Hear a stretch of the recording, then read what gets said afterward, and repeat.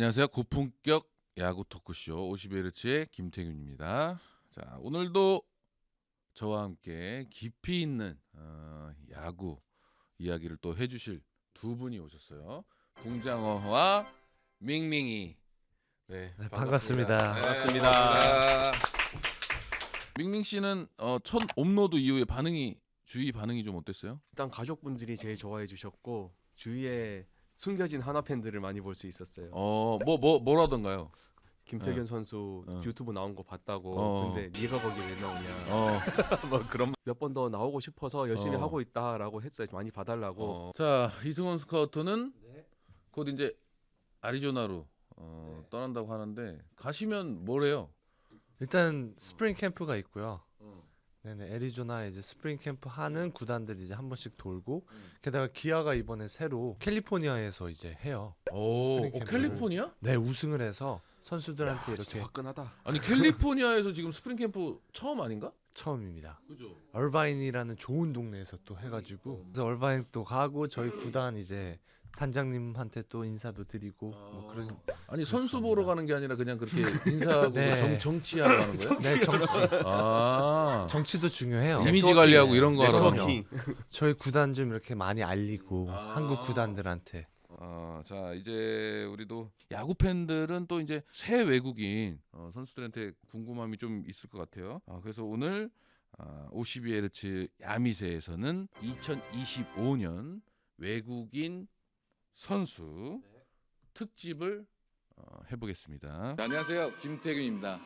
자, 올해 구단별 외국인 선수가 이제 구성이 다 끝났는데 밍밍 씨 어떻게 보세요? 얘는 왜 한국에 오지라는 선수들도 몇 명이 있고. 그 정도로. 네. 음. 실제로 그런 선수들이 뭐 팬들 반응도 그랬었고요.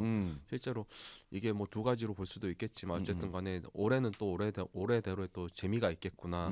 뭐 그런 부분이 있는 것 같아요. 그리고 또 팀 트레이드는 아닌데 옮긴 선수들도 있고 그리고 방출된 선수가 다른 팀으로 간 케이스도 있고 되게 재밌어질 것 같다라는 생각이 듭니다. 자, 우리가 오늘 정말 얘기를 자세하게 좀 나누겠지만 어느 팀 구성이 가장 잘 됐다고? 저는 개인적으로는 기아가 기아. 네, 너무 잘했던 걸로 저는 보여지고요. 일단 일단 네일 선수는 워낙 MVP 너무 많이 얘기하면 안 돼요. 네, 맞습니다. 지금 우리 살짝만 얘기해 주시고 죄송합니다. 이따 본격적으로 네. 얘기를 해주셔야 되니까. 자, 그럼 본격적으로 올해 KBO 외국인 선수에 대한 이야기를 나눠보겠습니다. 기아 타이거즈의 경우는 작년 최고 활약을 보여준 제임스 네일 선수와 재계약을 했고, 새 외국인 투수 아담 울러 선수, 그리고 내야수 패트릭 위즈덤과 신규 계약을 했습니다. 근데 먼저 제임스 네일과는 총액 180만 달러에 재계약을 했는데 어떻게 보십니까? 일단 잡았다는 걸로 잘했다라고 볼 수밖에 없을 것 같아요. 왜냐하면 180만 달러건 뭐 280만 달러건 간에 일단 이런 투수가 항상 필요하잖아요 팀에. 그러니까 이 투수를 200만 달러 상한에서 일단 잡아놓고 시작한다는 게 팀 구성에서도 좋은 거잖아요. 그래서 일단 잡았다는 거에서 무조건 좋은 거다. 그리고 일단 네일 선수는 굉장히 높게 평가할 수 있는 게 시즌 후반 막바지에 이제 부상을 한번 당했어요. 근데 엄청난 회복 속도를 보여주면서 코리안 시리즈에서 또 선발 투수로 또 활약을 해준 팀의 워크의식이 굉장히 뛰어난 선수다, 이런 생각이 들어요. 이벤트도 했었잖아요. 그래서 내일이 잠깐 올라와서 치고 하는 거 그게 좀 팀에 모멘텀을 주지 않았나. 중요한 시기에. 그럼 작년 성적으로 봤을 때 네일 선수는 어때요? 뭐 네일 선수는 뭐 메이저리그 구단에서도 충분히 관심이 있었던 부분도 있어요. 하지만 네일 선수가 정말 빨리 기아랑 다시 재계약을 했거든요. 그런 걸 보고 네일 선수가 한국을 정말 사랑하는구나.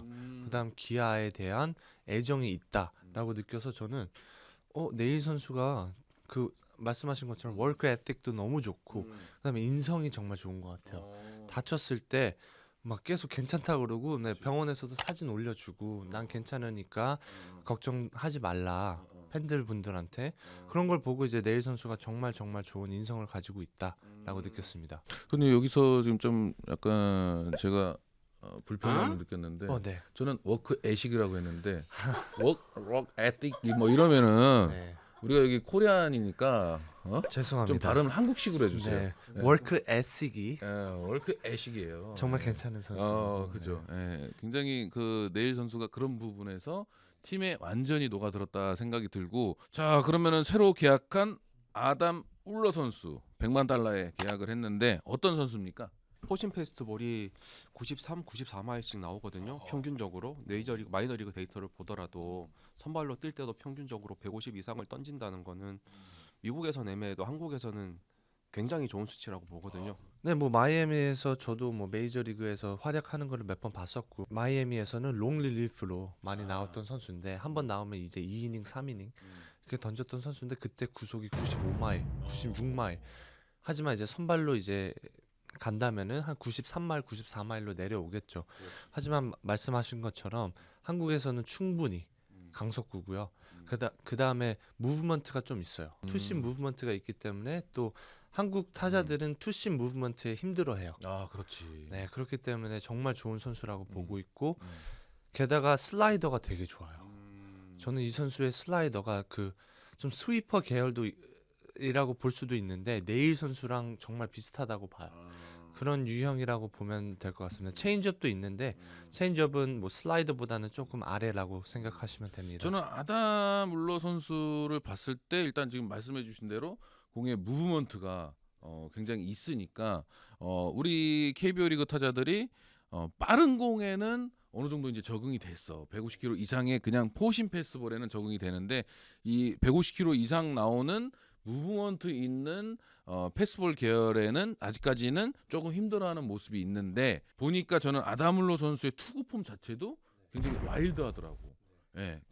폼이 좀 크면서 그럼 타자들이 좀 위압감을 느낄 수 있는 그런 투구 폼을 또 가지고 있어서 그 포신 패스볼 계열의 이 무브먼트 있는 공이 좀 더 위력적이지 않을까 이런 생각이 드는데, 타자들이 또 거기에만 포커스를 맞출 수 있는 게 없는 게 말씀해주신 것처럼 슬라이더가 각이 굉장히 크더라고. 마치 진짜 스위퍼가 빠르게 휘어져 나가는 그런 궤도를 보여주니까 좀 위력적으로 안착하지 않을까 이런 생각이 드는데, 조금 우려되는 부분은 중간 투수였기 때문에 선발 투수로서의 이제 좀 그 적응력을 이 스프링 캠프에서 어떻게 또 만드느냐, 그 부분이 중요할 것 같습니다. 약간 보면은 변화구에서 투구 조합을 조금 더 검색을 해봤는데, 일단 릴리즈 포인트 같은 경우는 최근 2년 동안 살짝 폼을 바꾼 것 같은 흔적이 나오거든요. 여기서 이렇게 내렸거나 여기서 올렸거나 하는 그 정도 릴리즈 포인트에 살짝 변화된 게 나오는데, 아마도 팔을 내리지 않았을까, 내리면서 공의 무브먼트가 횡적으로 좀 더 변화를 될 수 있게 주지 않는 그런 생각이 들고요. 괜찮은 부분은 이 선수가 보면은 포심이랑 뭐 싱커를 같이 쓴다든가 커터랑 포심을 같이 조합을 했었을 때 우리가 터널링이라고 하잖아요. 피치 터널이라고 하는 부분이 굉장히 잘 이루어지고 있거든요. 그게 뭐 꼭 컷스윙 유도라기보다는 선수들에게 속임을 줄 수 있는 동작, 속임을 줄 수 있는 무브먼트가 있기 때문에 그런 부분들을 이제 팀에서도 조합을 잘 활용하면 좋은 활약을 할 수 있지 않을까. 자, 우리가 아담 울러 선수의 장점을 지금 얘기를 했는데, 혹시 단점은 뭐가 있을까요? 단점은 굳이 뽑자면은 체인지업이 그렇게 좋진 않아요. 네, 엄청 좋은 체인지업은 아니기 때문에 좌타자가 나왔을 때 슬라이더를 얼마나 좌타자한테 유용하게 쓸 수 있냐가 좀 관건일 것 같아요. 근데 나도 현역 때부터 좀 의아했던 게, 좌타자들한테 슬라이더를 안 던지고 체인지업을 많이 던지잖아. 나는 그게, 아니 슬라이더도 그래도 어쨌든 그럼 우리가 우타자 기준에서는 좌투수가 우타자한테 슬라이더를 던지는 거란 말이야. 똑같은 거잖아. 좌타자한테 우투수가 슬라이더 던지는 거는. 근데 좌투수들은 우타자들한테 슬라이더를 잘 던져요. 왜냐? 직구를 몸쪽으로 보여주고 슬라이더를 몸쪽으로 깊숙이 넣으면 이게 직구인 줄 알고 나가다가 헛스윙을 한단 말이야. 지금 아까 말씀해주신 우리 우타자 기준에는 오른 다리에 슬라이더가 떨어지게 해주면 궤도가 몸쪽으로 오다가 휘어져 들어오니까 이거를 헛스윙하는 확률이 있단 말이야. 그래서 우타자들한테는 써. 왜? 좌투수들이. 근데 왜 우투수들은 좌타자들한테 안 쓰지? 이런 좀 생각을 했었어. 그래서 나는 현역 때 보면 좌타자들이 이제 그때 당시에 우리 잘 쳤던 이영우 선배, 그리고 뭐 제이 데이비스 이런 선수들이 보면은 우투수가 슬라이더를 안 오니까 체인지업만 노리고 들어가더라고. 그래서 나는 왜 좌타자한테는 슬라이더를 안 던질까? 이런 좀 의문점이 있었는데 그 좌타자에 대한 슬라이더를 어떻게 활용을 하느냐, 그 부분이 관건이다 이런 말씀인 것 같은데. 좌타자한테 이제 백풋 이제 뒷발 쪽으로 잘 떨어져야 되는데 그렇지. 그게 아마 커맨드가 안 되면서 쓰기가 조금 이렇게 우려가 되는 거죠. 네. 제가 우려되는 부분 하나 말씀드려도 될까요? 보면은 이 선수가 슬러브를 잘 쓴단 말이에요. 떨어지는 공을 잘 쓰고 이게 좋은데, 근데 한국이랑 미국이랑 야구를 할 때 제일 큰 차이점이 있잖아요. 우리나라는 ABS가 있다는 거. 그래서 제가 좀 계산을 해봤어요. 데이터를 가지고 이 선수가 ABS 기준에서는 스트라이크 될지 안 될지 이런 것들을 좀 계산을 해보니까 슬러브가 유독 볼이 될 것들을 스트라이크, 그러니까 인간 심판이란 말이 이상한데 보통의 주심들은 이 낮은 공을 떨어질 때 어쨌든 프레이밍이라든가 이런 걸 통해서 스트라이크로 잡아준 공이 꽤 되는데 이게 한국에 오면 전혀 먹히지 않을 수 있거든요. 이런 부분들이 비율이 어떻게 바뀌느냐 이런 거에서 멘탈이 흔들릴 수 있잖아요. 그걸 어떻게 잘 적응해 나가고 팀에서 어떻게 잘 해주느냐, 스프링 캠프 때 이걸 어떻게 잘 적응해서 리그 개막전 시리즈에서 잘 해주는 애가 제일 중요할 것 같아요. 투수들 사실 예민하다고 들었거든요. 아담 물러 선수가 좌타자랑 어때요? 성적이 데이터가? 올러 선수가 메이저리그에서 작년에 좌타자한테는 2할 7푼 6리를 맞았고요. 그 다음에 우타자들한테는 2할 4푼 7리. 그 다음에 또 OPS가 엄청 차이 나요. 889대 703이에요. 그렇다 보니까 우타자한테 확실히 강점을 보였던 선수입니다. 아무래도 그 슬라이더 때문인 것 같아요. 그렇지. 슬라이더 체인지업. 네. 슬라이더가 확실히 이제 우타자 기준에서 바깥쪽으로 벗어나가는 이 궤적이 굉장히 크고 빠르니까 우타자들은 힘들 수밖에 없는데, 그럼 슬라이더를 확실히 좌타자한테도 어떻게 활용하느냐가 아담 울러 선수가 올 시즌에 어느 정도 활약을 해줄지가 딱 판가름이 나야겠네요. 예. 네. 야수의 경우는 또 이제 지난 시즌 3시즌간 뛰면서 우승까지 경험했던 이 소크라테스 선수와 결별을 네. 선택을 하고 패트릭 위즈덤 네. 선수와 계약을 했는데 어떻게 생각을 하십니까? 뭐 패트릭 위즈덤 선수는 너무너무 유명한 선수예요. 네, 시카고 컵스에서 뭐 3년 전까지만 해도 정말 플래툰으로 정말 많은 활약을 했던 선수인데 이런 선수가 한국에 오다니 정말 놀랐습니다. 저는. 아 진짜 그 정도 네, 일본을 가지 않을까 생각을 했는데 한국 한국을 바로 왔다는 거는 저는 조금 놀랐고, 음. 이 선수는 헛스윙이 정말 많은 선수예요. 네, 메이저리그에서는 헛스윙은 정말 많지만 파워 하나는 넘버 원이다. 넘버원. 메이저리그에서도 파워는 정말 타고난 선수였는데 아무래도 헛스윙이 많다 보니까 삼진도 많고 게다가 파워가 안 나오는 이유가 그거였어요. 그래서 볼삼비가 좋지 않은 그런 선수였다고 하는데, 위즈덤 선수가 저는 이제 영상으로 봤을 때는 스윙이 굉장히 간결하고 빠르다. 그리고 스윙이 굉장히 짧기 때문에 변화구 대처 능력이나 빠른 공의 강점이 있을 거라고 봤는데 네. 헛스윙이 또 많다는 게, 메이저리그에선 그랬지만 혹시 눈이 안 좋은가? 좀 뭐 그럴 수도 안과를 있죠. 한번 가봐요. 저 라식을 스윙은 너무 좋은데 그쵸. 헛스윙 비율이 좀 있는 선수라고 하는데, 메이저리그에서도 88개 홈런을 쳤을 정도로 좀 장타가 장점이라고 하는데, KBO 리그에서는 그 장점이 좀 살아날 것 같아요. 데이비슨 선수, NC의 데이비슨이랑 파워가 뭐 어떨지는 모르겠는데 뭐 그 이상이라고는 못하겠지만 비등한 수준까지는 되지 않을까 싶어요. 그리고 데이비슨과 네, 뭐 홈런한 마지막 경쟁을 그럼 할 수 있다? 전 충분히 할 수 있을 거라고 봐요. 그리고 근데 확실히 말씀하셨던 대로 헛스윙이 제가 조사했던 올해 새로 오는 외국인 선수들 타자들 중에는 제일 많아요. 그러니까 약점이 분명하죠. 우리 작년 데이비슨도 아마 똑같은 말을 했었을 것 같아요. 맞아요. 맞는데 분명히 약점이 있어요. 그리고 변화구 뭐 시퀀스 조합을 하면은 그 헛스윙 비율이 훨씬 더 늘어나는 것들이 있고, 그 약점이 있는데 존으로 던질 수밖에 없는 거고, 그 던졌을 때 맞으면 간다. 어쨌든 이 장타력에 대해서는 확실히 검증되어 있는 선수고, 메이저리그에서는 헛스윙률이 높긴 하지만 KBO 리그에서는 데이비슨 선수와 홈런한 경쟁을 할 수 있을 그런 능력을 가지고 있다. 그리고 이승원 스카우터가 네. 데이비슨 선수가 지난 시즌에 홈런왕을 할 수 있을 거라고 예측을 또 우리가 시즌 초반에 네네. 했잖아요. 저는 아무래도 맷 데이비슨 선수는 조금 더 all or nothing. 그러니까 삼진 아니면은 홈런, 뭐 아니면 도인 선수는 맷 데이비슨인 것 같고 위점 선수는 그 정도까지는 아니다. 네. 그 조금 정도는 더 이제 네. 데이비슨 선수는 주루를 포기한 파워에 가깝고 어. 위즈덤은 그래도 조금 더 주루를 조금 더 음흠. 기대할 수 있는 편이다 정도가 되지 않을까요? 자, 그러면은 우리가 기아 타이거즈의 올해 외국인 선수의 구성을 점수로 매긴다면 진짜 최소 90점은 줄 수 있을 것 90점. 같고 네. 그럼 형님 정확하게 90점. 네, 몇 점? 80점 드리겠습니다. 80점. 와우, 생각보다 나머지 많으신데요? 9팀 어떻게 수습하시려고? 80점을 드리겠습니다. 예, 80점. 네. 자, 우리 이승원 스쿼터는 몇 점? 저는 깔끔하게 92점을 주겠습니다. 92점. 이승원 스쿼터는 92점을 주셨고 밍밍 씨는 90점. 그리고 저는 80점. 알겠습니다. 됐습니다.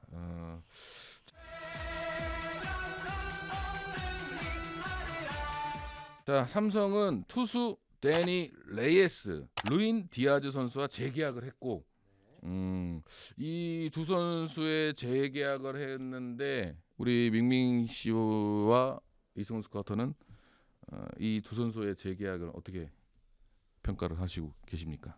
디아지야 뭐 할 수밖에 없었잖아요. 어쨌든 뭐 명분이 있잖아요. 어떻게 보면 가을 야구에서도 가을 야구 많이 해줬고 조금밖에 안 됐지만 어떻게 보면 대박의 사례가 된 거고 이 선수에 대한 거는 판단을 좀 유보해야 되지 않을까 싶어요. 한 달 반짝하는 정도의 선수는 얼마든지 있는데 이거를 올 시즌에 얼마나 유지할 수 있을까? 분명히 퍼포먼스는 기대가 되는데 이제 한 달, 두 달 지나면서 약점 파악이 됐을 때는 어떨 수 있을까 하는 부분이 조금 우려가 되고 레이스 선수는 릴리즈 포인트 자체는 안정되어 있는 선수라고 생각을 해요. 근데 이제 좀 너무 킥이랄까 그런 게 좀 없는 게 조금 아쉽고요. 그래도 잘했으니까 올해 좀 더 봐야 되지 않나 그런 연장선에서 팀이 전부 다 재계약을 하지 않았을까 아하. 생각합니다. 이승원 스카우터 생각은 어떠십니까? 네, 뭐 레어스 선수는 사실은 작년에 딱 시작할 때는 그렇게까지 1선발이라고 보진 않았거든요. 삼성에서. 하지만 코너 시보들 선수보다는 훨씬 더 좋은 안정적인 모습을 보여줬기 때문에 재계약하는 거는 찬성이었고요. 그리고 뭐 디아즈 선수는 늦게 들어와가지고 포스트 시즌에서 또 홈런도 빵빵 쳐주고 했기 때문에 재계약은 당연히. 후라도 선수 같은 경우는 뭐 키움에서 작년 2년 동안 꾸준한 활약을 해줬던 선수이기 때문에 뭐 완전한 1선발이라고 하기엔 어렵지만 1.5 선발이다 라고 보기 때문에 저는 뭐 그냥 안정적으로 갔다 삼성을. 맞아요. 그러니까 레이스 선수도 좋은 활약을 해줬고 원태인 선수가 이제 또 다승왕을 했고 후라도 선수가 저는 굉장히 좋은 선택이라고 또 이제 생각이 들고요. 왜냐하면 후라도 선수는 일단은 좋던 안 좋던 긴 이닝을 소화해주는 선수기 때문에 아무래도 중간 선수들이 지난 시즌에 중간 투수들의 피로도가 높았단 말이에요. 그러니까 후라도 선수가 선발 라인업에 이제 가세를 하면서 굉장히 안정적인 그 선발진을 꾸렸다. 작년에 퀄리티 스타트가 23개로 리그에서 1위였고 와 퀄리티 스타트 플러스도 13개로 리그에서 1위. 프라도 선수의 평가는 어떨까요? 뭐 후라도 선수는 저랑도 친분이 있는데 정말 인성도 좋고 팀에서 이제 조금 그날 타격이 안 돼서 진 경기 날에도 선수들한테 괜찮다 나는 괜찮다라고 하는 거를 더그아웃에서 본 적도 있고 하기 때문에 그런 면에서는 전혀 우려가 없어요. 하지만 살을 조금만 빼줬으면 좋겠다.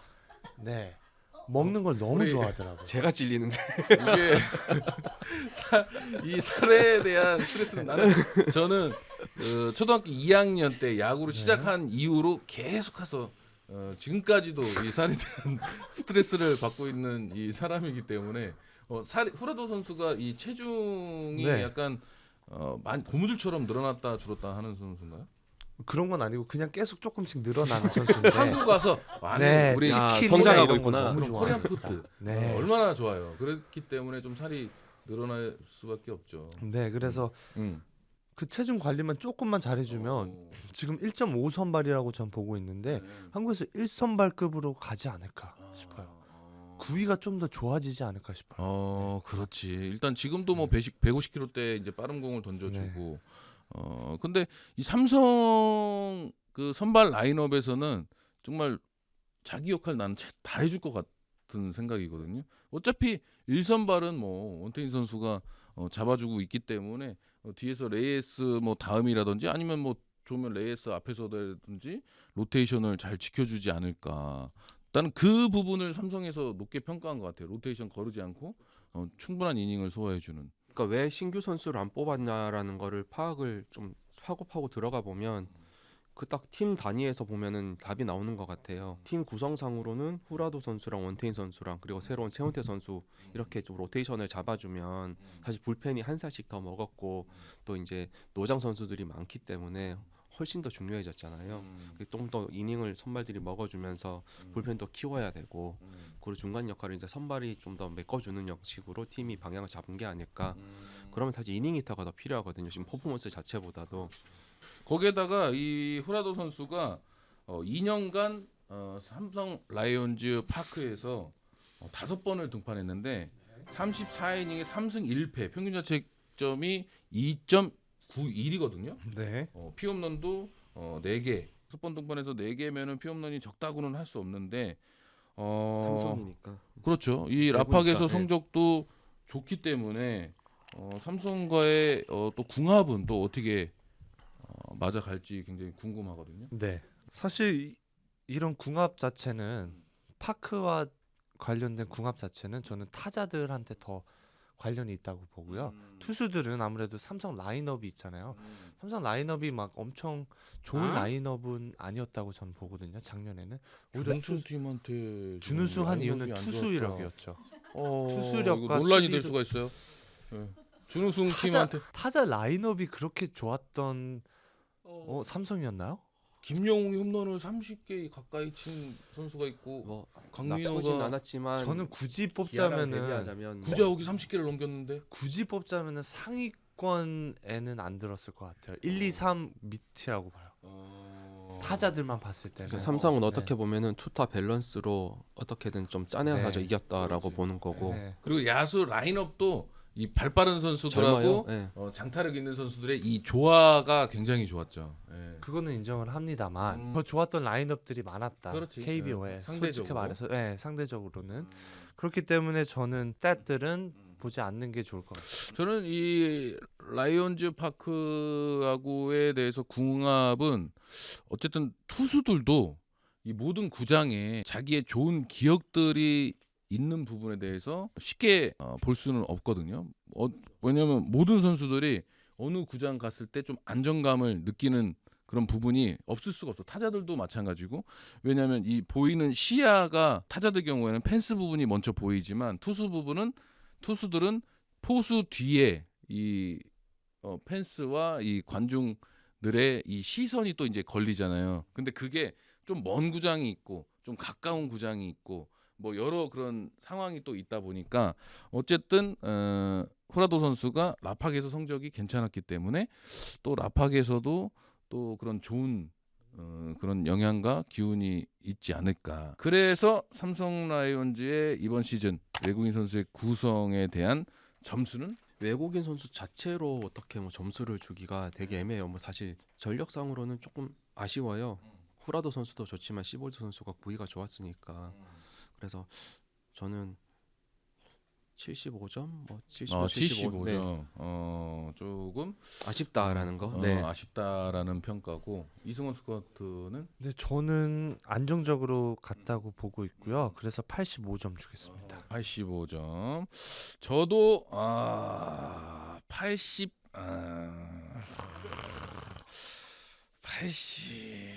82점.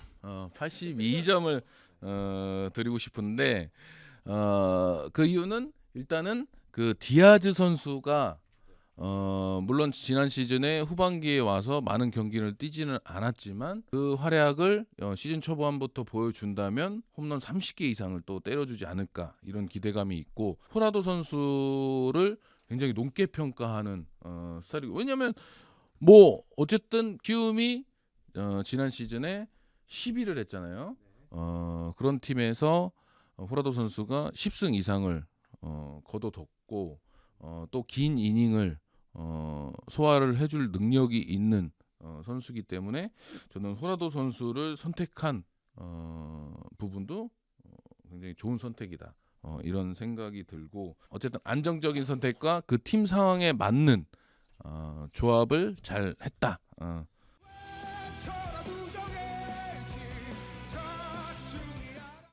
LG는 3년째 동행하는 타자 오스틴 딘과 170만 달러에 재계약을 했고 작년 여름에 합류해서 포스트 시즌에서 불펜으로 활약해준 엘리 에이저 에르난데스 선수와도 재계약에 성공했습니다. 자, 근데 먼저 오스틴 딘 선수가 올해도 잘해줄 것이라고 예상을 하십니까? 오스틴 선수는 뭐 증명이 된 선수고요. 뭐 메이저리그에서는 좌익수였는데 1루수로 전향하면서 1루 수비까지도 안정감 있게 해주는 선수가 됐어요. 네. 그래서 오스틴 선수는 뭐 당연히 잡아야 되는 선수였다. 그리고 이 골든글러브 시상식에도 참가한 또 외국인 선수가 흔치 않잖아요. 그럼요. 그 오스틴 선수가 골든글러브 시상식에도 이제 참석해서 직접 못 받았으면 어떡할 수상을 뻔했어요. 하면서 그냥 어느 정도 뭐 자신감이 그쵸? 있었으니까 또 그랬는데 오스틴 딘 선수는 그냥 당연히 재계약을 해야 되는 선수일 수밖에 없는 게 30홈런 100타점을 동시에 달성한 구단 역사상 처음인 선수죠. 그리고 구단 역대 한 시즌 최다 타점 신기록도 달성을 했고 132타점을 올려줬어요. 그 다음에 에르난데스 선수는 준 플레이오프에서 5경기 모두 등판해준 선수. 또 플레이오프 3차전에서는 3.2이닝 동안 2피안타 무실점으로 세이브를 기록하면서 활약을 해줬는데 시즌 중에 이 선발 출장할 때는 조금 아쉬운 그런 성적을 보여주긴 했었죠. 올해는 좀 어떻게 적응을 지난 시즌에 좀 하고 올 시즌에는 괜찮을 거라고 좀 예상을. 네, 뭐 솔직히 말씀드리면은 에르난데즈 선수는 구위보다는 제구로 좀 이렇게 타자를 요리하는 스타일인데 이제 포스트 시즌에는 불펜으로 갔잖아요. 그렇다 보니까 구위가 조금 더 선발 때보다는 높아졌던 게 더 힘을 썼지. 네. 그런 게 한 수 했었던 것 같아요. 음. 포스트 시즌 같은 활약은 조금 어려울 수도 있겠다. 선발로는. 네. 에르난데스 선수가 보니까 이 페이스볼이 굉장히 깔끔해, 깨끗해요. 깨끗하죠. 그러니까 거기에 투구 폼도 굉장히 우리가 투수들한테 아마추어 선수들한테 얘기할 때는 완벽한 완전 투구는 교과서적인 투구 너무 폼이다. 깨끗합니다. 예. 근데 타자들 입장에서는 위압감이 사실 없어. 예. 그렇기 때문에 아까 말씀해 준 대로 제구를 좀 더 가다듬어야 된다. 근데 우리가 앞전에 이제 뭐 기아 타이거즈 외국인 투수 또 삼성 라이온즈의 외국인 투수 봤을 때 공의 무브먼트들이 굉장히 있는데 에르난데스 선수는 너무 깨끗하다. 근데 그게 포스트 시즌에서는 이제 불펜으로 활약할 때는 구위를 이제 더 힘을 쓰면서 패스볼의 이 스피드를 더 올렸기 때문에 좋은 활약을 했는데 선발로 가면 또 이제 계속해서 100%는 못 던지니까 힘 조절을 할 수밖에 없기 때문에 완급 조절을 할 수 없기 때문에 조금 불안하다. 말씀하신 대로 근데 미국 데이터를 가져와서 보면은 커브볼 데이터가 안 나와요. 실제로 뭐 작년에 어떻게 구사를 많이 했던 걸로 보이고 실제로 보자면은 선발 쪽 데이터만 어떻게든 뽑아서 보면 91마일 정도 그러니까 뭐 150km가 안 되는 스피드에 이제 포심을 던지는 거죠. 사실은 그 정도 스피드는 이제 KBO에서는 충분히 공략 가능한 스피드라고 저도 생각을 해요. 공이 예쁘다는 부분도 있고 뭔가 헛스윙을 유도할 수 있는 거는 없어요. 그러니까 투스트라이크 이후에 확실하게 위닝샷이라고 내세울 수 없는 구종이 좀 약하다. 커브를 올해도 어떻게 쓸지는 모르겠지만 그걸 어떻게 활용하느냐에 따라서 달라질 수 있을 거고 그리고 미국 데이터를 기준으로 보자면 선수가 엣지는 잘 활용을 하거든요. 일단 존 안으로 넣을 수 있는 비율은 다른 선수들보다 높고 그런 부분을 좀 더 개발을 한다면 뭐 좋은 결과 기대할 수 있지 않을까 싶습니다. 그렇다면은 우리가 이제 새로운 외국인 선수로는 투수죠.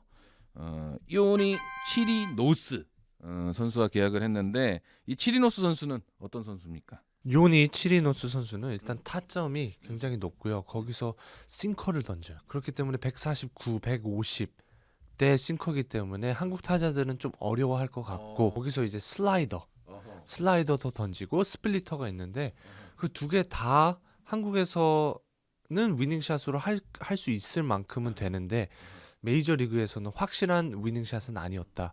그래서 제가 보기에는 아무래도 싱커 위주로 갈 것 같아요.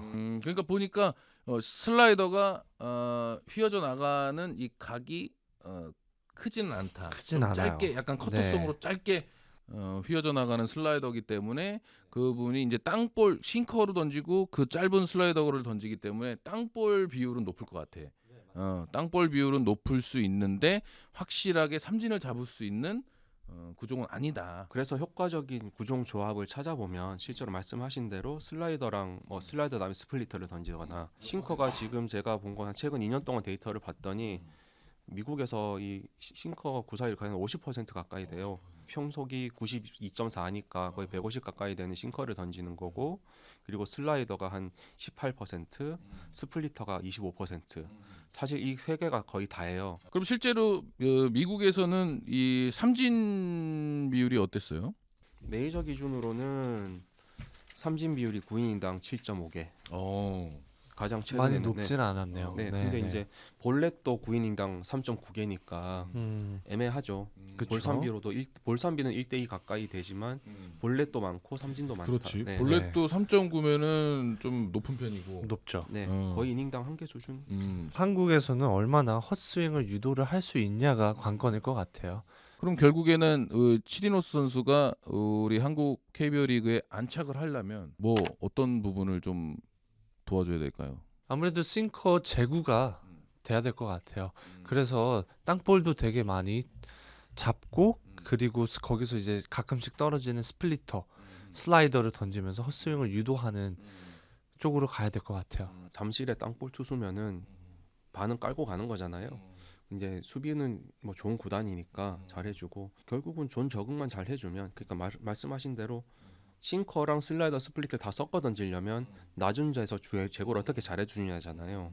다른 존에서의 적응을 잘 해주고 그리고 또 ABS 시스템에 대해서 잘 활용을 하면은 또 좋은 효과가 있지 않을까 이런 생각이 들 수 있는 게, 예전에는 이제 낮은 싱커나 이 슬라이더 커브볼이 떨어졌을 때 포수 밑을 보고 아니면 이 심판들이 판단을 하는데 요 존에 통과했다도 글러브 이 포수 미트가 이 땅에 닿으면서 이렇게 잡으면 볼이었잖아요. 근데 이 존만 통과하면 ABS 존만 통과하면 밑에서 잡아도 스트라이크란 말이야. 이 싱크가 떨어지는 거 슬라이더 이 각은 크진 않지만 이렇게 휘니까 그 존을 밑에 존을 아래 존을 잘 활용을 하면 또 좋은 성적이 나올 수도 있다. 또 좋은 말씀이신 게 1cm를 낮게 이번에 하기로 했잖아요. 작년에는 높은 쪽을 잘 사용하는 포심을 던지는 투수들이 유리했다면 형님이 말씀하신 것처럼 올해는 좀 싱커를 던지는 투수들이 조금 더 유리할 수 있다. 이제 그렇다면은 2025년 LG 트윈스의 외국인 선수 구성에 대한 점수는 저는 78점 주겠습니다. 일단 에르난데즈 선수가 포스트 시즌 활약 때문에 재계약을 한 것 같은데 일단 연봉도 너무 높고요. 그런 거에 비해서는 게다가 치리노스 선수도 확실한 위닝샷이 없기 때문에 이해가 가는 건 오스틴 선수밖에 없다. 그렇죠. 윙밍 씨는 저도 비슷한 의견인데요. 에르난데스를 너무 비싸게 잡은 건 아닐까라는 생각이 들고, 치리노스는 잠실에 잘 맞는 선수일 것 같아요. 에르난데스를 계속 물음표로 두고 싶거든요. 그래서 80점 말좀 80점 75에서 80점 사이인데, 자 그럼 저의 점수는 75점. 개개인 선수들을 지금 봤을 때는 굉장히 좋아 보이지만 다른 팀의 이 상대적으로 외국인 선수의 능력과 비교했을 때는 부수적일 수밖에 없다. 그리고 에르난데스 선수가 선발로서 모든 구단들이 일단 외국인 투수 선발 투수한테 기대해주는, 저희가 아까 말씀하신 것처럼 7이닝 이상 그리고 뭐 12승 3승 이상을 기대하기는 조금 불안감이 있다. 또 치리노스 선수도 지금 새로운 다른 팀의 외국인 선수들과 좀 비교했을 때는 조금 아쉽다. 예. 자, 두산 베어스 경우에는 새 외국인 선수를 모두 신규 선수로 교체하는 초강수를 띄웠는데, 먼저 투수로서는 현역 빅리거죠. 콜 어빈 선수와 100만 달러에 계약을 했고, 근데 콜 어빈 선수는 어떤 스타일입니까? 코 어빈 선수는 뭐 메이저리그 좋아하시는 분들은 아시겠지만 선발 투수였어요. 꾸준히 활약을 해주는 메이저리그에서 선발 투수였고, 메이저리그에서는 구위가 좀 약한 선수였지만 한국에서는 그래도 괜찮을 것 같다. 네. 그러니까 지금 보니까 MLB 통산 이 9이닝당 볼넷도 2.16으로 굉장히 제구력이 좋고 안정된 선수. 네. 네. 그리고 커터를 되게 많이 던지는 음. 스타일이기도 해요. 커터랑 이제 체인지업도 있기 때문에 방어율이 3점대는 해줄 거라고 보고, 제구가 일단 좋은 선수이기 때문에 충분히 한국에서도 먹힌다고 저는 보고 있습니다. 그리고 저도 영상을 좀 보니까 예전에 두산 베어스에서 이 활약했던 브랜든 선수. 와델, 네, 브랜든 와델. 와델이야? 네. 브랜든 선수의 느낌도 좀 나고, 그리고 그 전에 두산 베어스에서 일본 진출까지 했던 레스 선수라고 있어요. 레스 선수가 있는데 약간 그 느낌이 나더라고. 바깥쪽 체인지업, 우타자 기준에서 체인지업을 활용하고 제구력 좋고, 뭐 구위는 굉장히 힘이 좋은 건 아니지만, 네. 근데 슬라이더도 괜찮아 보이고, 네, 맞습니다. 네, 굉장히 안정적인 선택이라고 느껴지는데, 최근 2년 정도 데이터를 보면은 두 분 말씀하신 대로 정확히 나와요. 일단은 포심, 싱커 두 개 합쳐서 이제 한 50%, 52% 되거든요. 이제 포심이 한 32%, 싱커가 21% 이렇게 돼요. 근데 둘 다 구속은 거의 비슷하고 91마일, 140 한 67 정도 되는 거고, 그다음에 커브, 체인지업, 커터 요 정도 순으로 던져요. 슬라이더는 거의 보여주기식인데 아마 뭐 커터가 잘못 분류될 수도 있고 뭐 비슷한 공이지 않을까 싶기도 하고요. 제가 그 조금 영상을 보고 왔는데 슬라이더랑 커터랑 달라요. 어빈 선수는 확실히 다른 구종이긴 해요. 커터는 완전 이렇게 옆으로 움직이고, 슬라이더는 조금 이렇게 떨어지는 식으로. 어빈 선수는 구종이 많습니다. 그러니까 이 두산 베어스가 이 새로운 투수 모두 좌투수로 선택을 해줬는데, 지금 어쨌든 이 콜 어빈 선수는 제구력, 기교를 베이스로 가는 그런 투수의 유형이다. 또 다른 투수 잭 로그 선수인데, 네. 본래는 이 토마스 해치 선수와 계약을 했다가 메디컬 테스트에서 파기됐다고. 잭 로그 선수는 어때요? 포심, 싱커, 커브, 커터, 체인지업 요 정도를 던지는 선수고요. 91마일 정도의 포심 패스트볼이 있고, 이제 커브가 78마일 좀 느린 공이 있을 거고, 체인지업이 83마일 이렇게 한 8마일이니까 한 12km 정도 차이 나나요? 포심이랑 체인지업이 차이가 나서 이렇게 커브랑 포심을 섞어서 이 선수가 피치 디자인을 잘 해서 던지는 것 같더라고요. 그래서 헛스윙 유도를 많이 하고 있고. 두산 베어스가 이 잭 로그 선수를 선택할 때 이 스마트함에 주목을 했다고 하는데, 대학교 당시에 학점이 4점 와. 이상이래. 예. 그럼 그냥 올 A 어. 플러스도 많이 받은 거네요. 그래요? A 플러스도 받은 거죠. 아니, 스마트함과 이 성실함에 큰 점수를 줬다는데 이런 부분이 도움이 될까요? 그러게요. 뭐 나중에 뭐 구단 스카우트로 쓰려고 그러나요? 뭐 야구도 똑똑해야 잘한다. 이런 속설이 있잖아요. 그러니까 그렇죠. 또 투수기 때문에 이 스마트함을 겸비하고 있다면 이 데이터를 분석하고 이 상대 타자들을 분석하는데 네. 또 머리 내리에 좀잘 두뇌 싸움은 뭐 되겠죠. 네. 데이터로 봐도 확실히 공의 다 레퍼토리들이 딱딱딱 구분이 돼요. 확실하게. 어떤 선수는 뭐 이렇게 막 무브먼트 비슷하게 해서 속도를 다르거나 이런 유형이 아니라 좌우로 휘는 공, 떨어지는 공, 포심이 있고 이런 식으로 딱 구분이 되거든요.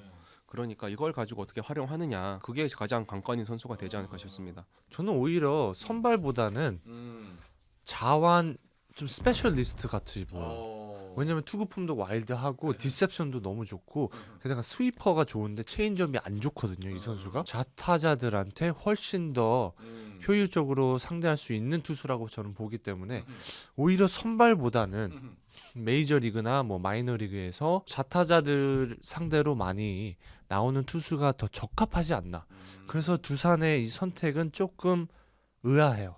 솔직히 그럼 말씀드리면. 실제로도 미국에서는 스페셜리스트 원포인트로 활약을 많이 불펜 투수로 활약을 했나요? 아니요, 트리플 A에서는 선발로 많이 뛰긴 했어요. 그것도 저는 의아해요. 불펜에서 뛰는 게 훨씬 더 좋을 것 같아요. 잭 로그 선수가 이닝 소화 능력이 어떻게 돼요? 13경기에 61이닝 작년 기준으로 이닝 뭐 게임 한 게임 남은 5이닝 정도를 던질랑 말랑 정도 했네요. 네. 그러면 그런 부분이 이닝 소화 능력이 조금 아쉬울 수가 있겠네. 네, 그래서 저는 조금 의아한 게 트리플 A 성적도 음. 솔직히 좋진 않거든요. 지금 방어율이 5.07이에요. 트리플 A에서. 메이저리그에서는 7.20이고요. 이렇다 보니까 한국에서 얼마나 우타자 상대로 잘 먹힐까가 솔직히 저는 의아해요. 그나마 조금 이제 위안을 삼자면 작년에는 그래도 선발일 때 2.77, 불펜 때 3.12. 작년은 그나마 조금 나았고 그렇다 하더라도 그리고 일단 좌우 스플릿은 크게 없었어요. 작년에는 두산은 통산보다는 작년을 보고 데려온 게 아닐까. 그러니까 사실 이 투구 폼이나 구위로 봤을 때는 굉장히 훌륭하지만 불펜으로서의 좀 더 효과가 있을 거다는 생각인데 사실은 이 KBO 리그에서 외국인 선수를 불펜으로 쓰려고 데려올 수는 없단 말이지. 무조건 선발로 쓰려고 데려오는 건데 잭 로그 선수가 얼마나 좀 많은 이닝을 소화해 주느냐. 이닝만 잘 먹어준다면은 제가 봤을 때는 타자들이 굉장히 까다로워할 수밖에 없는 그런 유형의 투수다. 자, 그리고 외야수 제이크 케이브 선수와 계약을 했는데 케이브 선수는 어떤 선수죠? 제가 타구 프로필로 봤을 때도 파워도 괜찮은 선수였던 걸로 기억을 해요. 올해 메이저리그 성적 자체는 그게 OPS가 0.686 정도이지만 메이저리그 기준이니까 뭐 메이저리그에서 그 이상을 했으면 오진 않았겠죠. 하지만 파워 면에서 기대할 부분이 있는 선수라고 생각을 합니다. 2024년 콜로라도 로키스 때는 2할 오픈 1, 2에 7개 홈런을 때렸는데 어쨌든 많은 이 풀 주전으로 뛴 선수가 아니기 때문에 123경기에 나갔어도 괜찮은 성적이다 이렇게 생각이 드는데 우리 스카우터님이 판단할 때는 뭐 케이브 선수는 워낙 뭐 메이저리그를 좋아하시는 분들은 알 거예요. 메이저리그에서 많이 봤던 선수고요. 수비가 일단 괜찮은 선수예요. 일단 중견수 수비가 가능하고 그래서 저는 이제 두산에서 중견수가 이제 2명이 생기는 거죠. 정수빈 선수와 케이브 선수 주전급 중견수 선수가 2명이 생기기 때문에 잠실이 외야가 크잖아요. 그렇기 때문에 중견수급 2명을 쓰겠다 이건 것 같아요. 그러니까 수비 범위에서는 확실하게 이득을 볼 수 있는 네. 선수고 또 발이 빠르잖아요. 네, 빠릅니다. 그러다 보니까 또 두산 육상부 시절을 또 재현할 수 있는 주루 플레이를 또 보여줄 수 있는 선수다. 조수행 선수까지 있다고 보면은 그렇죠. 저는 수비력은 외야 수비력은 정말 메이저리그에서도 최상급이다. 케이브, 정수빈, 조수행이면은 수비 범위가 정말 어마어마할 것 같아요. 케이브 선수의 약점이 좀 분명히 있거든요. 안쪽 유인구 높낮이 관계없이 되게 많이 휘둘러요. 좌타자니까 안쪽 위쪽 유인구에는 47% 정도 배트가 나와요. 그 두 번에 한 번은 공을 휘두르고 아래쪽은 또 45%. 근데 이제 아래쪽 유인구 또 우리가 떨어지는 공이라고 하잖아요. 여기 헛스윙률이 한 50%쯤 돼요. 네 번에 한 번은 헛스윙이 나오는 거예요. 아래쪽으로 네 개를 던지면 그런 되게 약점이 딱 분명한 선수니까. 하지만 이게 아래쪽으로 떨어지는 공의 퀄리티가 어떠냐는 제가 판단을 할 수 없기 때문에 이게 한국에 왔을 때 어떤 뭐 스플리터를 이렇게 던지느냐 그런 것들은 한번 체크해봐야 될 부분 같습니다. 자, 그래서 두산 베어스 외국인 선수 구성에 대한 점수는 저는 그래도 한 85점 정도 줄 수 있을 것 같습니다. 네, 저는 조금 아쉬워서 82점 가겠습니다. 네. 저도 조금 워낙에 이제 다른 팀 외국인 선수들이 좋은 선수들이 많이 있다 보니까 네. 80점.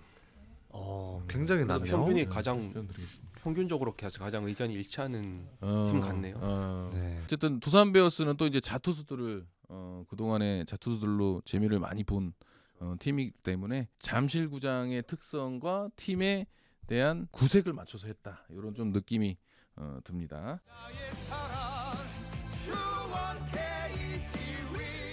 자, 그러면 KT 위주로 넘어와서 KT 위즈는 2019년부터 함께하고 있는 윌리엄 쿠에바스 선수, 멜 로하스 주니어 선수와 재계약을 하면서 장기간 정말 여정을 함께하고 있는데 뭐 딱히 말할 게 있나요? 뭐 이미 없죠. 증명이 네. 된 선수들이고 사실상 뭐 FA들이네 이 선수들은. 그렇죠. 네. 그리고 뭐 로하스 선수는 일본 가서 실패하고 다시 돌아왔는데 좀 우려가 있었어요. 아무래도 나이가 있었던 상태였으니까. 근데 또 한국에서는 또 MVP급 활약을 보여주면서 로하스는 역시 한국에 있어야 된다. 네, 한국에서 은퇴해야 된다. 한국에 특화돼 있다. 네. 그렇죠. 뭐 수원에 그냥 뭐 터줄 때 갑니다. 음. 라고 봐야죠. 근데 저는 이 좀 쿠에바스 선수가 네. 상대를 해보셨잖아요. 상대했죠. 어떤가요? 굉장히 쿠에바스 힘들어. 선수? 이거예요. 그 바깥쪽으로 빠져나가는 거, 몸쪽으로 들어오는 거, 떨어지는 거, 이 구종이 굉장히 다양해. 터널링이 네. 너무 좋죠. 그리고 네. 투구 폼 자체로도 타이밍 싸움을 할 수 있는 그런 쿠에바스 선수고, 또 이 투구 템포도 빠르게 했다가 느리게 했다가 와 다양하게 이 타자들을 현혹시킬 수 있는 그런 능력을 가지고 있는 선수인데, 어쨌든 지난 시즌에 조금 아쉬운 부분이 있었기 때문에 교체 카드를 좀 꺼내지 않을까 이런 생각도 들었었는데, 그래도 퀄리티 스타트가 19번으로 리그에서 3위고 이닝도 긴 이닝을 소화를 해주고, 이 기복은 물론 있었지만 퀄리티 스타트도 꾸준하게 해주는 선수였기 때문에 재계약하지 않았나 이런. 네, 기복이 있어도 170이닝이면 뭐 근데 저는 쿠에바스 선수는 개인적으로 봤을 때는 좌우를 많이 사용하는 선수거든요. 네. 왜냐면 커터도 던지고 거기서 슬라이더, 체인지업, 싱커, 포심 그렇기 때문에 좌우를 많이 사용하는데 ABS에 적응을 조금 못하지 않았나. 엠마누엘 헤이수스 선수가 KT와 손을 잡았는데, 헤이수스 선수에 대해서는 어떻게 생각하십니까? 안타깝죠. 키움이 그냥 또 키움 안 치라고 또 그럴까봐 무서운데. 편하게 말씀하세요. 네. 우리는 안티를 더 사랑합니다. 네. 네. 안타깝죠. 이런 선수들을 왜 놔줄까라는 생각이 먼저 들지만, 사실 WAR 오면은 못해도 한 25억, 30억 가치 있는 선수라고 봐야 되는데, 그 선수를 100만 달러에 잡았다면은 그냥 우리가 말하는 그냥 거저 잡은 거고, 볼 것도 없는 선수를 100만 달러에 잡을 수 있다라면은 뭐 괜찮은 딜, 좋은 딜 아니었을까 생각합니다. 네. 디헤이스 선수는 이제 한국에 작년에 처음 왔을 때 키움이 저희 구장을 썼잖아요. 전지훈련을. 저를 보면은 항상 얘기하는 게 저 미국 다시 가고 싶어요. 오. 와 처음 왔는데 계속 그러는 거예요. 나 봐줘. 나 잘 봐줘. 나 미국 다시 가고 싶어. 이런 얘기를 계속 했는데 시즌 막판에는 한국에 적응이 잘 됐나 봐요. 한국이 좋았나 봐요. 그래서 저를 봤는데도 그냥 반갑게 인사하고 가더라고요. 그걸 보면서 한국이 좋나 보다. 근데 미국에서도 헤이스 선수에 대한 평이 괜찮아서 좋았어요? 메이저리그 데뷔를 하지 못했고요. 마이너리그에서 그래도 9위는 괜찮은데 제구가 아쉽다라는 선수였는데, 한국에서는 그냥 내가 얘를 챌린지 할 거야.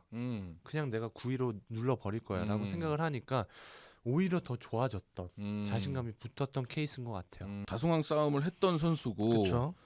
물론 시즌 끝나고는 공동 3위에 머물렀지만 어쨌든 다승왕 경쟁을 계속했던 선수. 당연히 어떻게 보면은 모든 팀에서 당연하게 재계약하는 그런 수순을 밟았어야 되는 선수인데, 아무래도 이제 잘했기 때문에 몸값이 높아질 수밖에 없잖아요. 근데 키움 입장에서는 다시 어쨌든 좋은 선수를 또 싸게 데려오는 게 이득이다는 이런 생각을 판단을 또 했을 수도 있는 부분이니까, KT 입장에서는 저는 정말 잘 잡은 거라는 그 생각이 들어요. 헤이수스 선수가 어쨌든 작년에 벤자민 선수에게 기대했던 이상을 무조건 헤이수스 선수가 해주지 않을까. KT 위즈에 대한 외국인 선수의 구성에 대한 점수는 어떻게 될까요?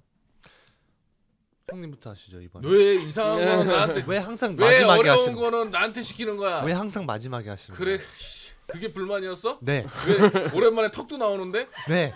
오케이. 그러면 제가 먼저 해보겠습니다. 쿠에바스 선수는 어쨌든 안정적이죠. 10승을 언제나 기대할 수 있는 그런 좋은 구위와 투구 메커니즘을 가지고 있기 때문에 또 헤이수스라는 또 키움에서 1선발급 투수가 또 왔고 멜 로하스 주니어 선수는 와우 또 뭐 그만한 야수 외국인 선수를 찾기 힘든 그 선수이기 때문에 87점을 드리겠습니다. 네. 두 선수에 대한 계약을 뭐 85점, 95점 정도로 준다면 헤이소스는 100점이라고 주고 싶거든요. 아하. 헤이소스 잡은 거는 그렇죠. 못해도 한 90점, 뭐 92점 정도는 줄 수 있지 않을까? 오. 잘했다고 생각해요. 92점으로 92점으로 하시죠. 와우. 네. 야우. 네. 우리 이승원 스쿼트는 저는 86점으로 가겠습니다. 저는 뭐 헤이수스 선수는 뭐 잘 잡은 것 같고 게다가 쿠에바스 선수가 작년에는 성적이 조금 낮아졌지만 그래도 구위는 비슷했어요. 잘할 때랑. 그렇기 때문에 뭐 로하스 선수 말할 필요도 없고 그래서 안정적으로 갔다. 네. 거기에 또 이제 KBO 리그에서 좋은 성적을 올린 그렇죠. 선수들이기 때문에 검증도 됐고 네. 굳이 바꿀 수 있는 뭔가 새 외국인 선수에 대한 불안감을 안고 교체하기에는 리스크가 너무 크다. 그렇죠. 그렇죠. 고품격 야구 토크쇼 52Hz 어서 옵쇼 아무데서나 들을 수 없는 얘기 가지고 왔어 모두 느끼면 돼 재미 영원한 넘버 52가 궁금하면 여기 오시지 여러가지 컨텐츠와 넘쳐나는 재미 조대꾸알 얼른 버튼 눌러 빨리